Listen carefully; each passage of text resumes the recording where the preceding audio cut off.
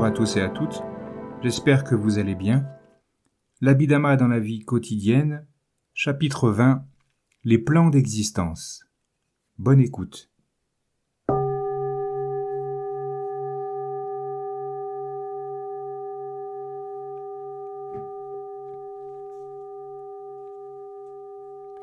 Nous naissons, mourons et naissons à nouveau. Il n'est pas possible de décider dans quel monde nous naîtrons. Cela dépend de l'acte intentionnel du karma qui produit la conscience de naissance, le patisandhi-citta, après la disparition de la conscience de mort, du kuti-citta. En ce moment, nous vivons dans le monde humain. La vie humaine, cependant, est très courte. Une fois cette vie terminée, nous ne savons pas dans quel monde nous naîtrons. La plupart des gens n'aiment pas du tout penser à la brièveté de la vie humaine. Ils sont absorbés par ce qu'ils connaissent par les 5 portes des sens. Et, à cause de ces consciences, ils sont heureux ou malheureux. Cependant, nous devons réaliser que le bonheur et le malheur ne sont que des phénomènes psychiques qui surviennent à cause de conditions avant de disparaître. Toute notre vie n'est faite que de phénomènes qui apparaissent et disparaissent. Les enseignements de nombreuses religions parlent du paradis et de l'enfer. En quoi les enseignements bouddhistes diffèrent-ils sur ce point ? Devons-nous simplement croire au paradis et à l'enfer ? Les enseignements bouddhistes nous apprennent à étudier les réalités, à étudier les causes et les effets dans la vie. Chaque cause entraîne son résultat karmique approprié. Les gens accomplissent de bonnes et de mauvaises actions qui génèrent des résultats karmiques différents, et notamment la naissance dans différents plans d'existence. Un monde, un plan d'existence, est le lieu où l'on est. La naissance dans un monde de très grande souffrance est le résultat d'un acte intentionnel néfaste, et la naissance dans l'un des mondes heureux est le résultat d'un acte intentionnel bénéfique. Puisque les actes intentionnels des êtres ont de nombreux degrés dans ce qui est bénéfique, kusala, ou néfaste, akusala, leurs résultats karmiques ont également des degrés différents. Il y a différents mondes de très grande souffrance et différents mondes d'existence heureuse. Le monde animal est un plan d'existence de très grande souffrance. Nous pouvons voir les animaux s'entre-dévorer, et nous mesurons combien la nature est cruelle. Le monde animal n'est pas le seul plan d'existence de très grande souffrance. Il existe aussi différents mondes infernaux. Un résultat d'actes intentionnels néfastes, un akusala vipaka en enfer, est plus intense que les souffrances qui peuvent être connues dans le monde humain. Les descriptions des enfers dans les enseignements bouddhistes ne sont pas de simples allégories. Connaître des choses déplaisantes par les yeux, les oreilles, le nez, la langue et le système somatosensoriel sont des résultats d'actes intentionnels néfastes. Et tout résultat d'acte intentionnel néfaste est une réalité. La vie dans l'un des mondes infernaux n'est pas sans terme. Dès qu'une vie dans un monde infernal est terminée, il y a naissance dans un autre monde. En dehors du monde animal et des mondes infernaux, il existe d'autres mondes de très grande souffrance. Une naissance dans le monde des fantômes, des petas, est un résultat d'actes intentionnels néfastes, d'un akusala kama. Les êtres dans ce monde ont le visage déformé et sont toujours affamés et assoiffés. De plus, il y a le monde des démons, des asuras. Les objets connus dans le monde des démons ne sont pas aussi plaisants que ceux du monde humain. Il existe donc 4 classes de mondes de très grande souffrance en tout. La naissance en tant qu'être humain est certes une naissance heureuse. Dans le monde humain, il y a des opportunités pour progresser dans ce qui est bénéfique, kusala. On peut étudier le Dhamma et apprendre à progresser sur le chemin de la fin des souillures psychiques, de la fin de la naissance et de la mort. Une naissance dans le monde humain est un résultat d'actes intentionnels bénéfiques, un kusala vipaka. Mais pendant la vie dans ce monde, il y a à la fois des résultats d'actes intentionnels bénéfiques et des résultats d'actes intentionnels néfastes. Chaque personne vit des résultats karmiques différents dans la vie. Il y a gain et perte, honneur et déshonneur, louange et blâme, bonheur et misère. C'est à cause d'un acte intentionnel, d'un karma, que l'on est dans un environnement plaisant ou déplaisant, dans une famille aisée ou dans une famille pauvre. Les consciences avec un objet plaisant ou déplaisant apparaissent à partir des yeux, des oreilles, du nez, de la langue ou du système somatosensoriel, sont des résultats karmiques. En dehors du monde humain, il existe d'autres mondes heureux, les mondes célestes. Dans les mondes célestes, il y a plus de résultats d'actes intentionnels bénéfiques, de kusala vipaka, et moins de résultats d'actes intentionnels néfastes, d'akusala vipaka, que dans le monde humain. Il existe plusieurs mondes célestes, et bien que la vie dans un monde céleste dure très longtemps, elle n'est pas éternelle. Les mondes de très grande souffrance, le monde humain et les 6 mondes célestes, ainsi que ceux des êtres célestes, des devas, sont des mondes d'existence sensorielle. Les mondes d'existence sensorielle sont des mondes où il y a la vision, l'audition, l'olfaction, le goût, le toucher. Et les autres consciences du monde d'existence sensorielle, autres Kamavakarasita, il existe 11 mondes d'existence sensorielle, de Kamaloka. Ceux qui voient les inconvénients des contacts sensoriels peuvent cultiver les absorptions, les jhanas. Ils peuvent naître dans des mondes célestes supérieurs qui ne sont pas des mondes d'existence sensorielle. Ceux qui réalisent les étapes d'absorption matérielle subtile, les rupa jhanas, peuvent naître dans un monde d'existence matérielle subtile, un rupa brahma loka, où il y a moins de contacts sensoriels. Il y a 16 mondes d'existence matérielle subtile. L'un d'eux est le monde des êtres sans conscience, des asana sata. Petit 1, asana signifie sans sana, perception ou reconnaissance, et parfois conscience, et sata signifie être. Je reprends. L'un d'eux est le monde des êtres sans conscience, des asana sata, où il y a seulement des phénomènes matériels, des rupas, et pas de phénomènes psychiques, de nama. C'est le cas de ceux qui ont réalisé l'étape la plus élevée des absorptions du plan matériel subtil et qui souhaitent n'avoir aucune conscience. Ils peuvent naître sans conscience, sans citta.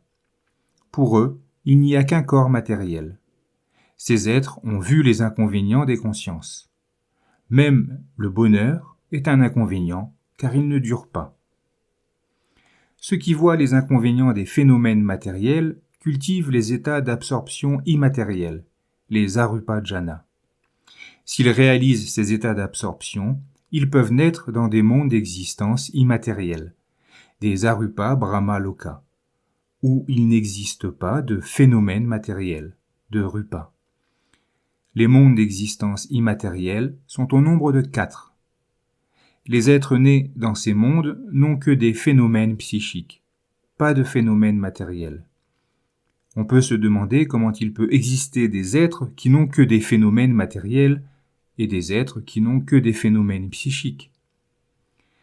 Quand une bonne compréhension des phénomènes matériels et des phénomènes psychiques aura été développée, les réalités seront considérées comme de simples éléments qui apparaissent à cause des conditions, et pas un être, pas une personne, pas un moi.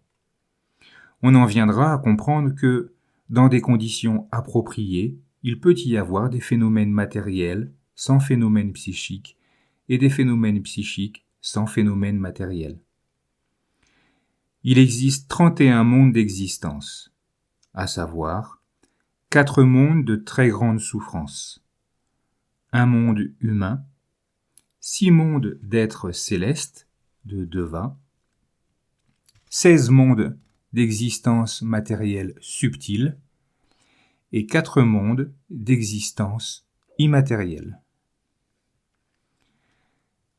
Nous lisons dans les énonciations graduelles, livre des 7, chapitre 6, paragraphe 9a, la concorde, sur la valeur des actes intentionnels bénéfiques. Ils peuvent générer des résultats karmiques heureux pendant longtemps et provoquer la naissance dans différents mondes heureux. Nous lisons que le Bouddha a parlé aux moines de sa naissance dans différents mondes heureux. Le Bouddha a dit ceci. Moines, n'ayez pas peur d'accomplir des actions méritoires. Il y a un nom pour le bonheur, et il s'appelle action méritoire. Car je sais bien, moine, que les actions méritoires accomplies depuis longtemps ont une maturation, une floraison qui est plaisante, heureuse et agréable pour longtemps. Pendant 7 ans, j'ai encouragé des pensées d'amitié, puis pendant 7 âges, au cours desquels le monde s'accroissait et se contractait, je ne suis pas revenu dans ce monde. Puis quand le monde s'est accru, j'ai réalisé le monde de la lumière rayonnante. Puis quand le monde s'est contracté, j'ai réalisé le palais vide de Brahma. Puis, moine, je suis devenu Brahma, le grand Brahma, le conquérant, l'invaincu, l'omniscient, le tout-puissant. 36 fois j'ai été Saka, le roi des Devas. Plusieurs fois, 7 fois j'ai été un Raja qui tourne la roue, juste, vertueux, conquérant des 4 extrémités de la terre, apportant la stabilité au pays, possédant les 7 joyaux.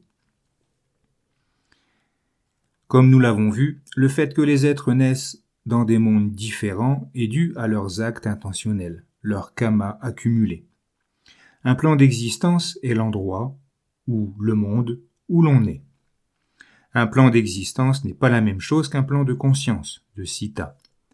Chaque plan de conscience est nommé en fonction des objets, des aramana, connaissables par ces consciences.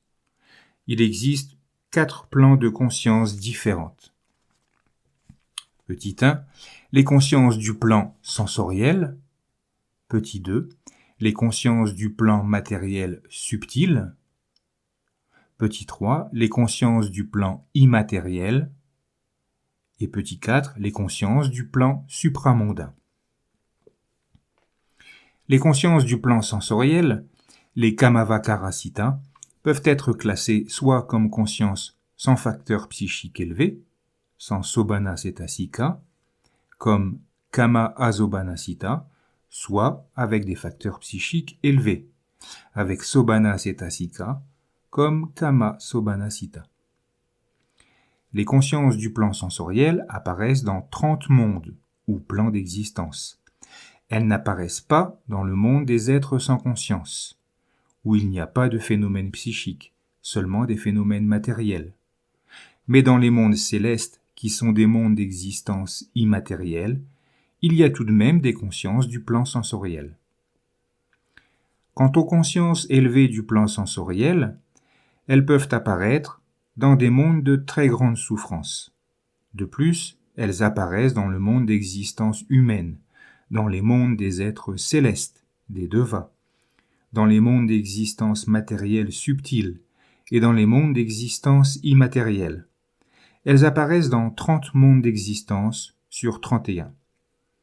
Le monde des êtres sans conscience étant exclu. Cependant, toutes n'apparaissent pas dans tous les mondes d'existence. Quant aux consciences sans racines élevées, elles peuvent se manifester dans 30 mondes d'existence, mais toutes n'apparaissent pas dans chacun de ces mondes. Les consciences enracinées dans l'avidité, les Lobha Mula Citta, peuvent se manifester dans 30 mondes, même dans les mondes d'existence matérielle subtile, les Rupa Brahma Loka, et dans les mondes d'existence immatérielle, les Arupa Brahma Loka. Les consciences enracinées dans la colère, les Dosa Mula Citta, se manifestent dans les 11 mondes d'existence sensorielle. Elles s'attachent aux objets sensoriels, ce qui conditionne et cause karmiquement de la colère. Quand on n'obtient pas l'objet plaisant que l'on aime, on a de la colère. Les consciences enracinées dans la colère n'apparaissent pas dans les mondes d'existence matérielle subtile, ni dans les mondes d'existence immatérielle. Tant que les êtres vivent dans des mondes d'existence matérielle subtile ou dans des mondes d'existence immatérielle, il n'y a pas de condition pour l'apparition de la colère. Les consciences enracinées dans l'ignorance, les Moha Mula Sita, apparaissent dans 30 mondes. Tous ceux qui ne sont pas des Araha ont de l'ignorance, Moha, et donc des consciences enracinées dans l'ignorance apparaissent dans tous les mondes d'existence, sauf dans celui des êtres sans conscience. Comme nous l'avons vu, non seulement les consciences néfastes, les Akusala Sita, mais aussi les consciences sans racines, les Aetuka Sita, sont des consciences sans racines élevées, des Asobana Sita, c'est-à-dire non accompagnées de facteurs psychiques élevés, de Sobana Cetasika. En ce qui concerne les consciences non accompagnées de facteurs psychiques élevés sans racines, à savoir les consciences qui apparaissent dans un processus de conscience connaissant un objet par l'une des 5 portes des sens, elles ne peuvent se manifester que dans les mondes où il y a des contacts sensoriels. Les consciences visuelles et les consciences auditives apparaissent dans les 11 mondes d'existence sensorielle.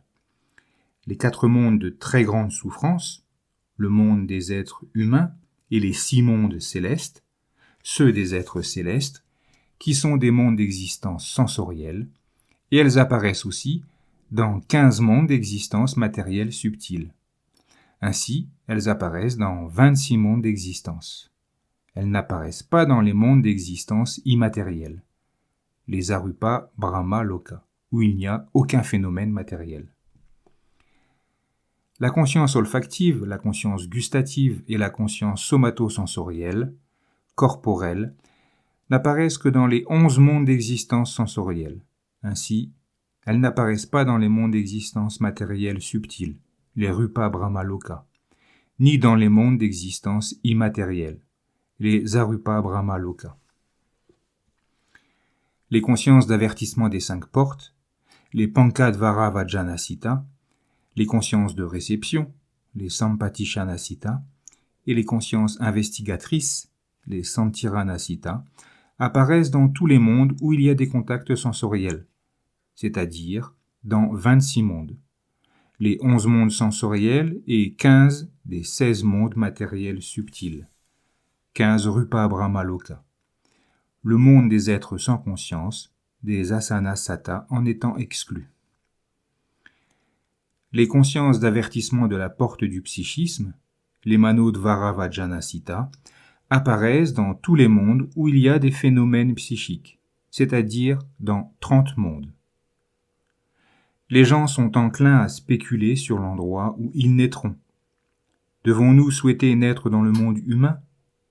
Nous nous accrochons à la vie dans le monde humain, et nous ne notons pas toujours les nombreux moments de résultats d'actes attentionnels néfastes que nous sommes tenus de subir dans ce monde. Nous sommes menacés par des calamités, telles que la guerre et la faim. Nous sommes sujets à la vieillesse, à la maladie et la mort.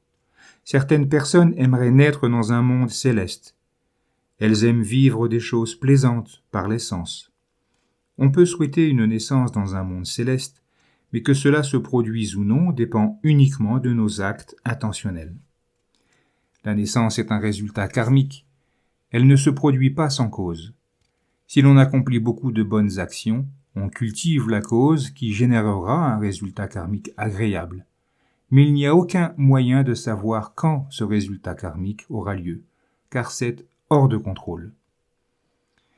Avons-nous peur de la mort ? La plupart des gens veulent prolonger leur vie. Ils ont peur de la mort parce qu'ils se sentent incertains de l'avenir. Si l'on n'est pas un noble, une personne qui a réalisé l'éveil, il peut y avoir une naissance en enfer. Nous n'aimons pas penser à la naissance dans un monde de très grande souffrance, mais il peut y avoir des actes intentionnels accomplis dans le passé qui peuvent provoquer une naissance en enfer. Même le Bouddha, dans l'une de ses anciennes vies, est né en enfer. Petit 2, ceci a été mentionné dans le Mugapaka Jataka 6, numéro 538. Il est inutile de penser à l'enfer avec de la colère et de la peur. Mais la pensée de l'enfer est salutaire lorsqu'elle nous incite à progresser en ce moment même dans ce qui est bénéfique plutôt que dans ce qui est néfaste. Nous lisons dans les textes courts thématiques 5, Mahavaga, celui qui est entré dans le courant, chapitre 6, paragraphe 4, visite aux malades. Que pendant que le Bouddha demeurait parmi les Sakyans à Kapilavatthu, au Banyan Park, Mahanama lui a demandé comment un disciple laïque, sage, qui est malade, doit être exhorté par un autre disciple laïque sage. Le Bouddha lui a répondu. Un disciple laïque sage, Mahanama, qui est malade, devrait être exhorté par un autre disciple laïque sage avec les 4 garanties réconfortantes, à savoir, trouvez votre réconfort, cher ami, dans votre confiance inébranlable dans le Bouddha, en disant, il est le pleinement éveillé, un arahat pleinement éclairé, enseignant des devas et des humains, un Bouddha, un éveillé. Trouvez votre réconfort, cher ami, dans votre confiance inébranlable dans le Dhamma. Donc, le Dhamma est bien proclamé. Trouvez votre réconfort, cher ami, dans votre confiance inébranlable dans le Sangha.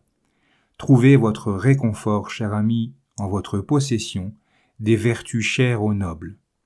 Un disciple laïque sage, Mahanama qui est malade, devrait être exhorté par un autre disciple laïque sage avec ces 4 assurances réconfortantes. Puis, en supposant qu'il éprouve de la nostalgie pour ses parents, il faut donc lui parler ainsi. S'il disait « J'ai du chagrin pour mes parents », l'autre devrait répondre « Mais, mon cher ami, vous êtes sujet à la mort, que vous éprouviez ou pas de la nostalgie pour vos parents, vous devrez mourir. C'est mieux pour vous d'abandonner le chagrin que vous avez pour vos parents. » S'il disait « Ce chagrin pour mes parents est maintenant abandonné », l'autre devrait répondre « Pourtant, mon cher ami, vous avez toujours du chagrin pour vos enfants. Comme de toute façon, vous devez mourir, c'est mieux pour vous d'abandonner ce chagrin pour vos enfants. » S'il disait « Ce chagrin pour mes enfants est maintenant abandonné », l'autre devrait répondre « Pourtant, mon cher ami, vous avez toujours du chagrin pour les 5 plaisirs des sens humains. » Puis s'il disait « Ce chagrin pour les 5 plaisirs des sens humains est maintenant abandonné », l'autre devrait répondre « Mon ami, les délices célestes excellent au-delà des 5 plaisirs des sens humains. C'est bien pour vous, digne ami, d'en éloigner vos pensées et de les fixer sur les 4 rois célestes. » Supposons que l'homme malade dise « Mes pensées sont éloignées des plaisirs des sens humains et fixées sur les 4 rois célestes. » Puis que l'autre dise « Encore mieux que les 4 rois célestes, et d'un meilleur choix est la suite des 33, les Yamadevas, les devas de plaisir, les devas créateurs, les devas qui se réjouissent du travail des autres devas. Ces derniers sont encore mieux et de meilleurs choix que les premiers. Alors il vaudrait mieux que vous fixiez vos pensées sur le monde de Brahma. Alors, si les pensées du malade sont fixées ainsi, que l'autre dise « Mon ami, même le monde de Brahma ne dure pas, emprisonné dans une personne. Ce serait bien pour vous, mon ami, si vous éleviez votre attention au-dessus du monde de Brahma et la fixiez sur la cessation des groupes de la personne. » Petit 3. Les 5 groupes d'existence, les 5 khandas. Je reprends. Ce serait bien pour vous, mon ami, si vous éleviez votre attention au-dessus du monde de Brahma et la fixiez sur la cessation des groupes de la personne. Et si le malade dit qu'il l'a fait, alors, Mahanama, je déclare que là, il n'y a pas de différence entre le disciple laïque qui s'exprime ainsi et le moine dont l'esprit est libéré des débordements intoxicants, des asavas, c'est-à-dire entre la libération de l'un et la libération de l'autre. Être sujet à la naissance est dangereux. Ne plus naître dans quelque monde que ce soit est préférable à une naissance même dans le monde céleste le plus élevé. Si l'on ne veut ne plus avoir de naissance, la compréhension juste des réalités doit être développée afin de réaliser les 4 nobles vérités. Dès lors, on est sur le chemin menant à la fin de la naissance. La première noble vérité est la vérité sur la souffrance, de dukkha. Si nous pouvions comprendre, par exemple, que voir en ce moment, entendre, avoir de l'avidité, ou tout autre phénomène psychique ou matériel qui apparaît maintenant, est seulement un élément qui apparaît et disparaît, nous aurions plus de compréhension de la vérité de la souffrance. Ce qui apparaît et disparaît ne peut pas procurer de satisfaction, c'est souffrance. La seconde noble vérité est la vérité sur l'origine de la souffrance. La soif du désir est à l'origine de la souffrance. Grâce au perfectionnement du chemin octuple, il y aura moins de soif du désir, moins d'attachement aux phénomènes psychiques et matériels. Quand il n'y aura finalement plus de soif du désir, il y aura une fin à la naissance. Et c'est alors la fin de la souffrance. La troisième noble vérité est l'extinction de la souffrance, qui est le nibbana. Et la quatrième noble vérité est le chemin menant à l'extinction de la souffrance, qui est le chemin octuple. Nous lisons dans le Mahapariññāṇa Sutta, Dialogue avec le Bouddha 2, numéro 16, chapitre 2, 1-4. Le pleinement éveillé s'est rendu avec une grande compagnie de moines à Kotigama. Et là, il est resté dans ce village. Et à cet endroit, le pleinement éveillé s'est adressé aux moines et a dit « C'est en ne comprenant pas et ne réalisant pas les 4 nobles vérités, ô moines, que nous avons dû courir si longtemps, errer si longtemps sur ce chemin fatigant de la naissance, vous et moi. Et quelles sont ces 4 nobles vérités ? La noble vérité sur la souffrance, dukkha, la noble vérité sur la cause de la souffrance, la noble vérité sur la cessation de la souffrance, et la noble vérité sur le chemin qui mène à la cessation de la souffrance. Mais quand ces nobles vérités sont comprises, et que l'on sait que le désir d'une vie future est déraciné, ce qui conduit à la destruction du devenir, alors il n'y a plus de naissance. Question. Petit 1. Pourquoi les enseignements du Bouddha parlent-ils de l'enfer ? Petit 2. Qu'est-ce qu'un monde, un plan d'existence ? Petit 3. Quelle est la différence entre un plan de conscience et un plan d'existence ? Petit 4. Le monde humain est un plan d'existence sensorielle. N'y a-t-il des consciences du plan d'existence sensorielle, des Kamavakarasita, que dans le monde humain ? Et enfin, petit 5. Les mondes d'existence matérielle subtils, les Rupa Brahma Loka, ne sont pas des mondes d'existence sensorielle. Peut-il y avoir des consciences du plan sensoriel dans les mondes d'existence matérielle subtils ? Si oui, sont-elles de toutes sortes ? Voilà pour le chapitre 20. Il me reste à vous souhaiter comme d'habitude une belle journée, de belles méditations, et je vous dis à bientôt.